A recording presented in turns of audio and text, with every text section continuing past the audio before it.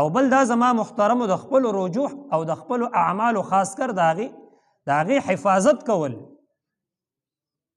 زمونږ وروڼه بیګان لړ شي بار ملک ته، دوبۍ ته، ملیشیا ته، سعودي ته، بار 2 لکه 3 لکه 4 لکه روپۍ تنهایی، او چې پاکستان ته راځي نو 3-4 لکه نشي راوړي. چې لاک تنهایی کنه نو 50,000 پکې هم نشي بچت کولی. پیسې تې لګي، ګټل آسان دي خو د پیسو بچ کول ګران دي. داسې ده که نه؟ همدغه شان زما محترمو نیکي کول آسان دي خو د نیکۍ دا بچ کول نه دي، دا ګوره ډېر ګران کار دی، ډېر ګران کار دی.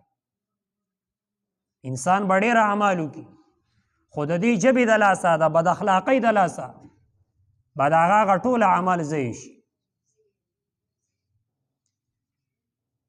اخلاق به یې خرابي، معاملات به یې خرابي، ټول اعمال به یې دغسې لړ شي. د قیامت په ورځ به خلک راپاسي، څوک به یې په څپېړه والي، د چا به یې پیسې خوړلي، د چا به یې ځمکه لاندې کړي، چا ته به یې کنځل کړي. حقداران به راپاسي، د سره خو پیسې نشته، نو سره ځمکه شته، نه ونه شته، نه بوټی شته، نه ګاډی شته، هېڅ هم نشته. د دې نیکۍ به ټولې په هغې تقسیم شي.